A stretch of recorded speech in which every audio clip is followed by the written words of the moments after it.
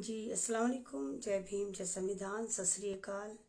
मैं आपके सामने अमन रिजवी। अगर कोई है तो प्लीज़ आए, मुझे ज्वाइन करें। या रब ज़माना हमको मिटाता है किस लिए, या रब ज़माना हमको मिटाता है किस लिए, लौहे जहाँ पे हरफे मुकर्रर नहीं है हम। मैं अमन रिजवी इस वक्त आपके सामने हूँ और मुझे ये भी समझ नहीं आ रहा कि मैं आपसे किस तरह बात करूँ, कहाँ से बात करूँ, कहाँ से स्टार्ट लूँ और कहाँ पर स्टॉप करूँ। कल जिस जोशो खरोश के साथ मैं इन किसानों के साथ गई थी, जिस तरह मैं लगातार किसान मूवमेंट से बनी हुई थी, और कल मैं जैसे गाज़ीपुर में रुकी थी क्योंकि मुझे ये ऐतिहासिक मूवमेंट को अपने कैमरे में कैद करना था, अपनी मेमोरी में कैद करना था, अपनी याददाश्त में कैद करना था और आप तमाम लोगों को दिखाना था कि देखिए ये मेरा भारत का किसान, मेरे भारत का अन्नदाता इस साल गणतंत्र दिवस पर दिल्ली में आकर परचम लहराना चाहता है, वो तिरंगा लहराना चाहता है। और मैं नहीं बता सकती कि मैं कितना खुश थी कल, और लगातार बहुत खुश थी मैंने, क्योंकि किसान आंदोलन को 26 जनवरी के साथ मर्ज नहीं करा ही नहीं। मैंने बस यही सोचा, और किसानों ने भी ये वाली बात प्रूफ करी कि 26 जनवरी एक सेलिब्रेशन है और किसान आंदोलन एक प्रोटेस्ट है। जिस तरह सरहदों पे तैयारी चल रही थी, सरहदें मीन्स दिल्ली की सरहदों पर तैयारी चल रही थी, और किसान एक तरह की ट्रैक्टर ट्रॉली में आ रहा था और मीडिया दिखा रहा था कि ट्रैक्टर ट्रॉली से तिरंगे गायब। जबकि मेरे लिहाज से भारत के इतिहास में इन 70 सालों में आज तक तिरंगा इतना ज़्यादा यूज़ नहीं हुआ होगा या इतना ज़्यादा बिका नहीं होगा जितना कल या परसों बिका था, और हर ट्रैक्टर पे 5-5, 6-6 तिरंगे लगाए गए थे। लेकिन ये मीडिया, इसकी नफरतें, इनका डिवाइड एंड रूल का जो एक फार्मूला था, उसने भारत के अंदर इतना गैप पैदा कर दिया, इतना गैप पैदा कर दिया कि उसका रिजल्ट आज देखने को मिला। मैं आज पूरा कम से कम 4-5 घंटे में अपने घर आई हूँ और लगभग 7 या 8 किलोमीटर पैदल चली, और बहुत थकी हुई हूँ। लेकिन आपके साथ आना था, आपको बताना था आज मैंने क्या देखा, आज मैंने क्या क्या सहा, मेरे अन्नदाता ने क्या क्या सहा। हम लोग 11 बजे गाजीपुर से निकल गए थे और बहुत खुश थे सारे किसान। हर ट्रैक्टर पर डीजे चल रहा था, जहां पर देशभक्ति के गीत चल रहे थे। हमें जब हमने गाजीपुर क्रॉस भी नहीं करा था तो वहां पर पूरे पूरे कंटेनरों से रास्ता रोका हुआ था, और अलग अलग बहुत सारी बाधाएं किसान क्रॉस करता चला गया, लगातार हटाता चला गया। लेकिन मेरा भारत का किसान उग्र नहीं हुआ, और रास्ते में अनगिनत जगह हमें लोगों ने सैल्यूट करा। बहुत सारी जगह लोगों ने हाथ हिला हिला के बाय का और कहा हम तुम्हारे साथ हैं, तुम भारत के अन्नदाता हो, तुम्हारी जीत होगी, जय जवान जय किसान। जितने फ्लाईओवर पड़े सब पर बिल्कुल इतनी बुरी तरह पब्लिक थी जो इन किसानों को खुश कर रही थी, इन किसानों के साथ अप्रिशिएट कर रही थी, इनको हाथ हिला रही थी और कह रही थी हमें तुम्हारे ऊपर प्राउड है। वहां भी किसान एग्रेसिव नहीं हुआ, बड़े मूड में बड़ी खुशी के साथ किसान मंजिल की तरफ रवा दवा था। वो दिल्ली आना चाहता था, वो दिल्ली आ रहा था, और दिल्ली आकर वो सिर्फ झंडा फहराना चाहता था। वो उसका इतना बड़ा गुनाह नहीं था जितना बड़ा गुनाह उसका बना दिया गया। क्या था आज गणतंत्र दिवस था, रिपब्लिक डे था, योम जमहूरियत था, और इसको मनाने के लिए किसी की परमिशन की जरूरत नहीं होती। ये हमारा संविधान हमें हर कम्युनिटी को, भारत के हर बंदे को, हर इंसान को ये हक है कि हम अपने तरीके से 26 जनवरी और 15 अगस्त बनाएं। और किसान भी इसी तरह उस 15 अगस्त को छोड़ने के बाद जो जा चुका है, अब जो 26 जनवरी आया था, और किसान चाहता था कि वो एक यादगार बनाए, जब वो अपने घरों को जाए तो वो भी कहे कि वो इतिहास का एक हिस्सा बना था। जब वो दिल्ली की सरहदों पर थे तो वो 26 जनवरी को दिल्ली आए थे। दिल्ली आते हैं जब हम लोग आईटीओ के फ्लाईओवर पर पहुंचते हैं तो वहां पर जबरदस्त तरीके से गोलाबारी की आवाजें आना शुरू हो जाती हैं और आईटीओ पर ट्रैक्टर को 2.5 घंटे के लिए रोक दिया जाता है। मैं गवाह हूं, मैं भी रुकी थी। हम ट्रैक्टर से उतरते हैं और 1 किलोमीटर तक आगे जाकर देखते हैं कि असल में हो क्या रहा है। हम फ्लाईओवर से झांक कर देखते तो वहां जबरदस्त तरीके से लाठी चार्ज और टीयर गैस का कुछ चक्कर चल रहा था। लोग चीखम चिल्ली मचा रहे थे और ट्रैक्टर खड़े हुए थे। आगे जाना नामुमकिन था, समझ नहीं आ रहा था आखिर हुआ क्या है।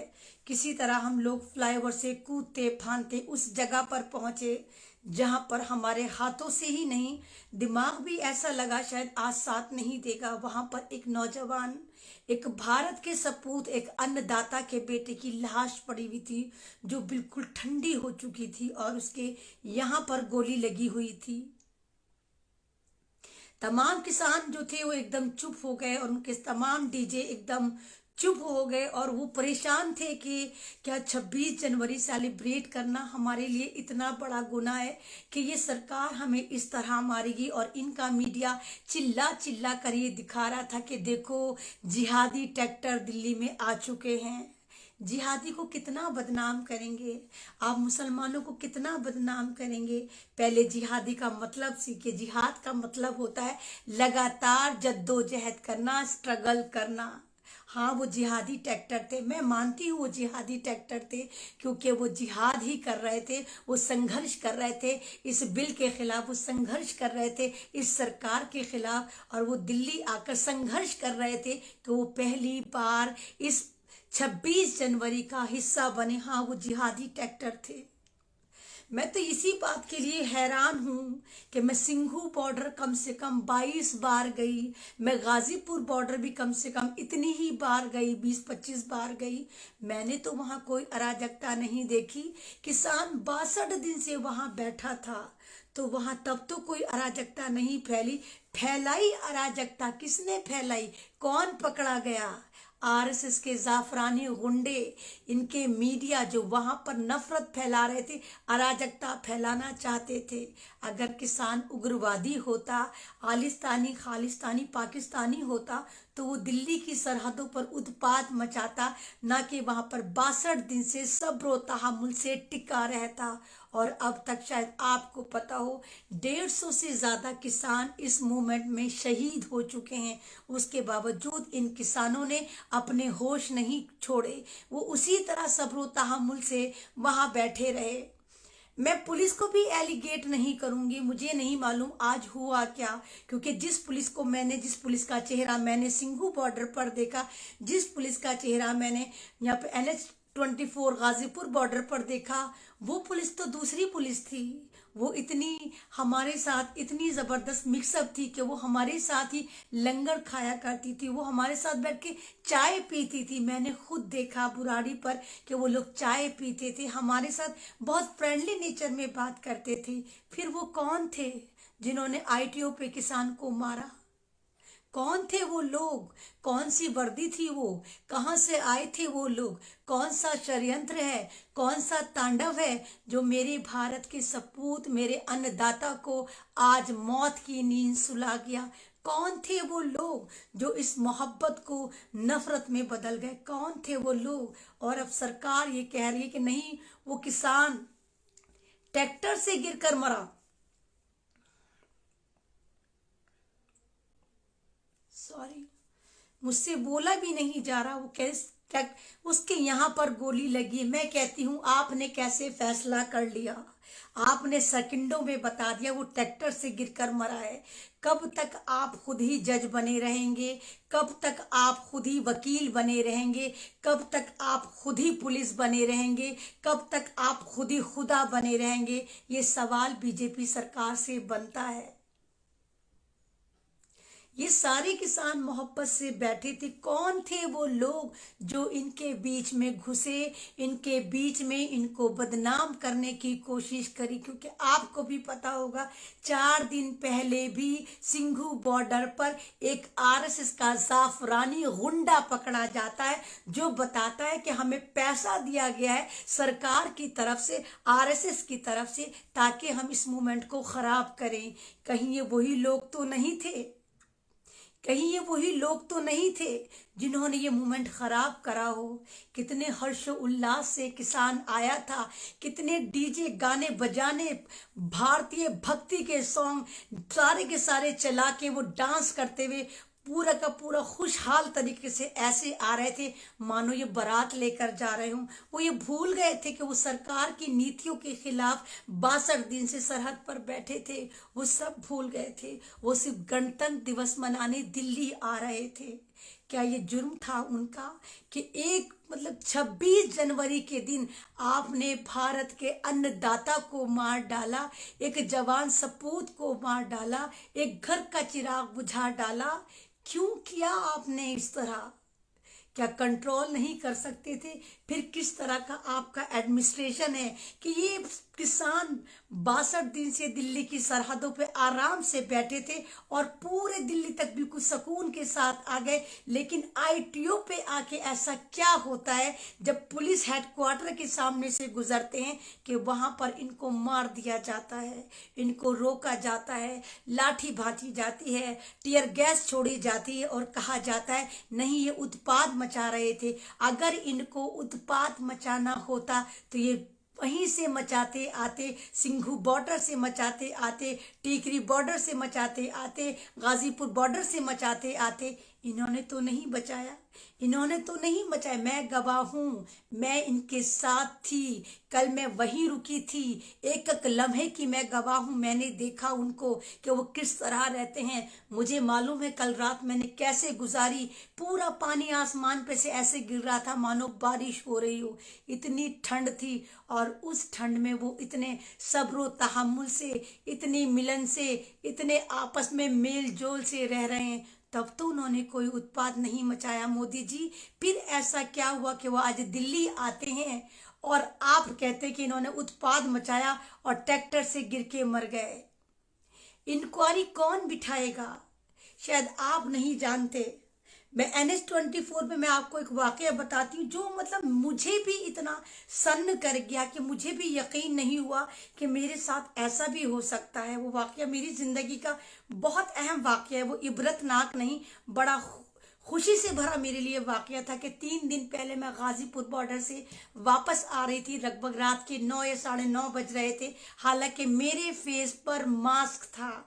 जैसे ही मैं उस तरफ से निकल रही थी जहां पर दिल्ली पुलिस के बहुत सारे नौजवान बैठे थे, यूपी पुलिस के नौजवान बैठे थे, तो उन्होंने मुझे नमन करा और कहा मैडम जय भारत। मैंने कहा आप मुझे जानते हैं? तो उन्होंने कहा आपको कौन नहीं जानता, आपकी वजह से हमारे घरों में औरतें इतनी खुश होती हैं, उनके अंदर हिम्मत आती है।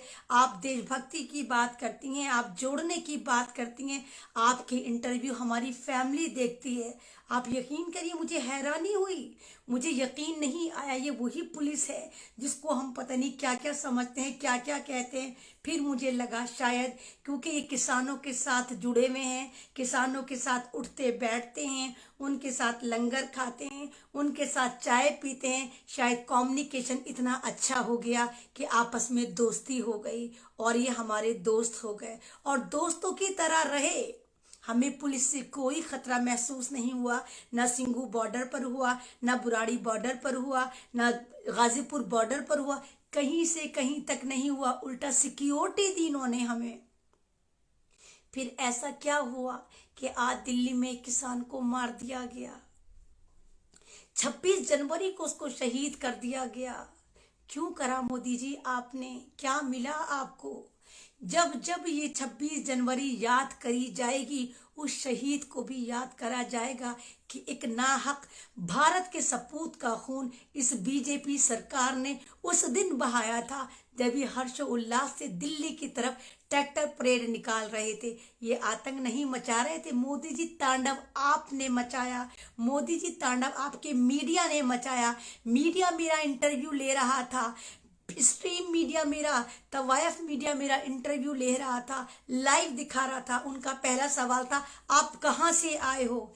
क्या मतलब है हम कहाँ से आए हैं? हमें क्या मंगल ग्रह से सोचा है तुमने हम मंगल ग्रह से आए? कहाँ से आए हैं? हम भारत के लोग हैं, हम भारत की बेटी हैं, ये भारत के किसान हैं। तो जाहिर सी बात है, जब हम भारत के हैं तो हम भारतीय हैं, भारत से ही आए होंगे। क्या सुनना चाहता था ये स्ट्रीम मीडिया कि हम ये बोले कि हम पाकिस्तान से आए, हम चाइना से, नेपाल से, बांग्लादेश से आए, हम अफगानिस्तान से आए? मीडिया ये सुनना चाहता था? ये सारा किया धरा मीडिया का है। इसने बर्बाद कर दिया भारत की एकता को, इसने बर्बाद कर दिया भारत के लोगों को, इसने बर्बाद कर दिया भारत के अन्नदाताओं को, इसने बांट डाला हमें, इसने कटवा दिया सबको, सारे रिश्ते दांव पे लगा दिए इस मीडिया ने। जरूरत ये नहीं कि किसान सड़कों पर बैठा है, जरूरत ये है कि आप क्यों देखते हैं स्ट्रीम चैनल, क्यों नहीं इनका बाइकआउट करते, क्यों इनको सुनते हैं, क्यों इनको रोड पर भी बर्दाश्त करते हैं और ये उल्टी सीधी बाइट दिखाते हैं।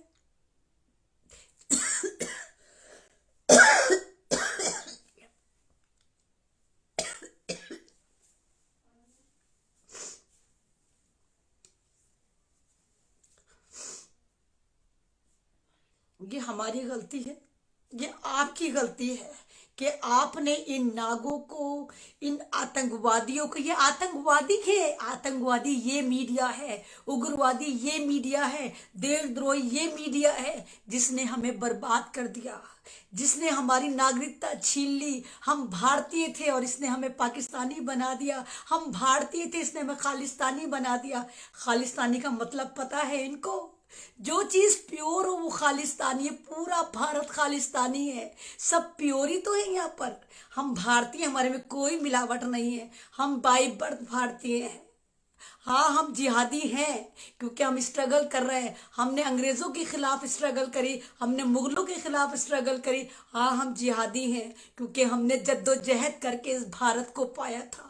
आपने जिहादी का मतलब उल्टा करके उसको इस्लाम कबूल करवा दिया। आप हर एक चीज को जिहादी बना देते हैं, किसान को जिहादी, मुसलमान को जिहादी, सबको जिहादी बना बना के साबित क्या करना चाहते हैं आप? ये भारत है, ये हमारा सबका भारत है। मैं बार बार यही कहती हूँ, सभी का खून शामिल है यहाँ की मिट्टी में, इनके बाप का हिंदुस्तान नहीं है। मैं आप लोगों से भी कहूँगी कि प्लीज़ यूनाइटेड हो जाइए, इन किसानों को सपोर्ट करिए। ये आपके लिए बैठे हैं, ये भारत बचाने के लिए बैठे हैं, ये रोटी बचाने के लिए बैठे हैं। और आज इनको किस तरह कुचला गया, मारा गया और इनकी जान ली गई, वो एक निंदनीय घटना है, बहुत अफसोसनाक घटना है कि हम 26 जनवरी को जब याद करेंगे, खासकर मैं याद करूंगी। मैंने खुद उस बंदे की डेड बॉडी बिल्कुल 2-3 इंच की दूरी से देखी। मेरी हिम्मत नहीं हुई कि मैं सेल्फी खींचती, मेरी हिम्मत नहीं हुई कि आपको वहां से लाइव दिखाती। वो इतनी खतरनाक मूवमेंट था, नहीं बता सकती। यहाँ गोली लगी थी, उसके भेजे को उड़ा दिया गया। अरे गोली मारनी थी, टांग पे मार देते, हाथ पे मार देते, डायरेक्ट आपने सर उड़ा दिया उसका। कौन थे वो लोग? मोदी जी किसान थे, अन्नदाता थे, भारतीय थे, 26 जनवरी थी, हमारा हक था। क्या करा आपने आज?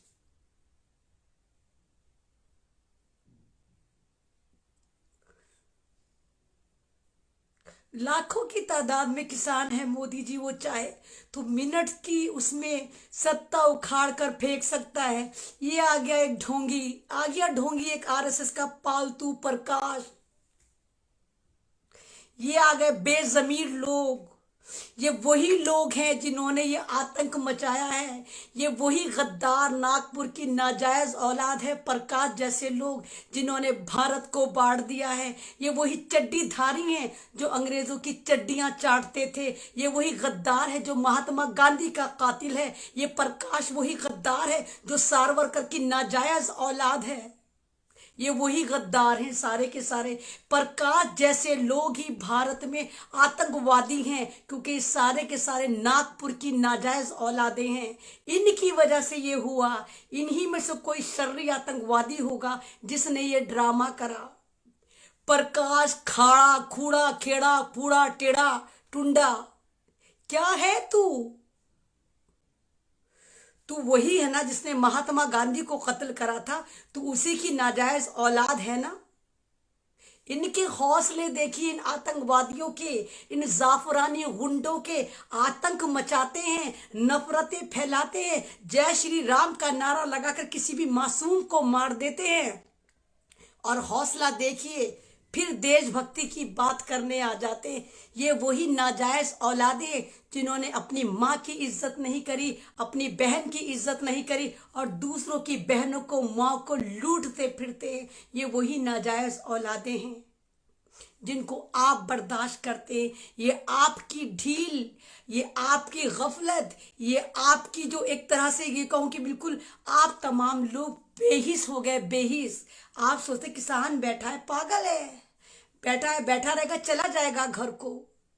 अगर किसान वापस चला गया, बिल वापस नहीं गया, तो भारत में अराजकता फैल जाएगी, भूखमरी फैल जाएगी। और आरएसएस का मिशन यही है, इन जाफरानी गुंडों का मिशन यही है कि भारत में 95% गुर्बत लाई जाए ताकि सब गुलाम बन जाए और 5% ये लोग अमीर हो जाएं। इनकी साजिश यही है, लेकिन आप समझ नहीं पा रहे। किसान समझ गया, क्योंकि वो डिजिटल भारत का डिजिटल किसान है, जिसको ये लोग जाहिल किसान, उग्रवादी किसान, अपोजिशन का भड़काया हुआ किसान, और किसान मानने को तैयार भी नहीं कि नहीं ये किसान नहीं है। तो ये वाली बात आपका किसान, हमारा किसान समझ चुका है। आप कब समझेंगे कि भारत खतरे में है, भारत की जमीनें खतरे में है, भारत माता खतरे में है, अन्नदाता खतरे में है, रोटी खतरे में है, गल्ला खतरे में है। वो दिन दूर नहीं जब मोदी जी हमारे भारत की जमीनों को इंग्लैंड को बेच रहे होंगे, अमेरिका को बेच रहे होंगे, इजराइल को बेच रहे होंगे, क्योंकि अंबानी अदानी को देने का प्लान ही इनका ये कि बाद में ये सेल करते चले जाएं। छोड़ा क्या है मोदी जी ने? सवाल बनता है, आप तमाम लोगों से मैं कह रही हूँ, सवाल बनता है। कोई भी मेरी बात गलत हो पूछिए मुझसे सवाल करिए, कहिए, मुझे बताइए कि मैं यहाँ पर गलत हूँ। आपकी वजह से आती हूँ, पूरे दिन वहाँ रहती हूँ। मैं भी एक लेडी हूँ, मैं भी सोचती होंगी कि मैं भी घर में बैठ जाऊं, लेकिन नहीं, मैंने अपना ज़मीर नहीं मरने दिया, मैंने अपनी अंतर आत्मा नहीं मरने दी। मैंने हमेशा हर जुल्म के खिलाफ आवाज़ उठाई, चाहे वो जुल्म बीजेपी के नेता पर ही क्यों ना हो रहा हो। नन नगरी का वाकया आपको याद होगा, जुल्फ़कार का वहाँ कत्ल होता है, जो बीजेपी का कार्यकर्ता था, उसके बेटे का भी कत्ल होता है, और इन बीजेपी वालों ने उसके घर में एक फूटी कौड़ी तक नहीं दी। वो मरते मर गया, कुछ नहीं दिया, कोई कार्रवाई भी नहीं हुई। तो ये है जो बीजेपी में होता है वो भी अनसेफ, जो बीजेपी में होता है वो भी अनसेफ, सब अनसेफ है। सिर्फ बीजेपी प्यादा बनाकर यूज करती है और फिर टिश्यू पेपर की तरह इस्तेमाल करके फेंक देती है।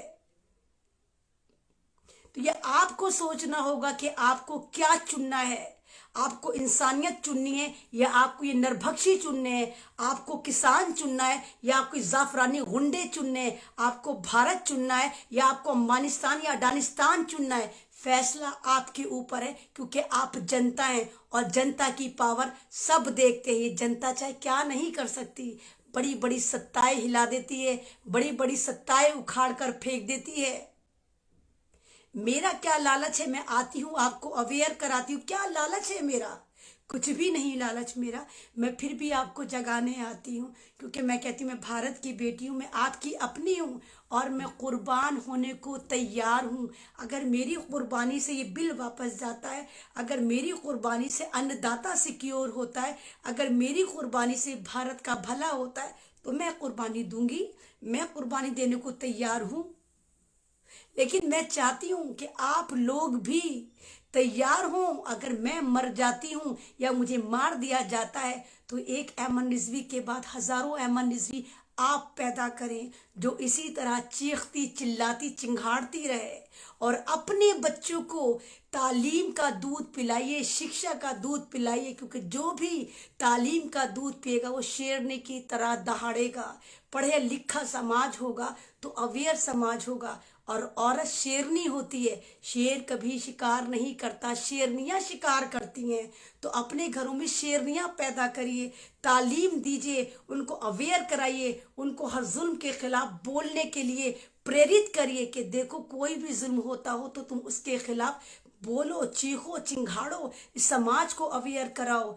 आपकी खामोशी आपके घरों में दबाया गया औरतों को आज क्या हो रहा है, रेप का रेशो देखिए कितना बढ़ गया। घरों में घुस घुस कर ये जाफरानी कुत्ते रेप कर रहे हैं, ये भगवा आतंकवादी रेप कर रहे हैं। बदायूं का केस हो, चाहे हाथरस कांड हो, चाहे कठुआ कांड हो, चाहे दिल्ली का कांड हो, हर तरफ इन्होंने तांडव मचा रखा है, रेप का तांडव। किसी भी लड़की को उठाते, किसी भी बुढ़ी को उठाते, किसी भी औरत को उठाते, किसी बच्ची को उठाते, उसका पहले रेप करते हैं, फिर उसको बर्बरता से कत्ल कर देते। ये आपकी गफलत है, और इस बार इनका निशाना किसान है।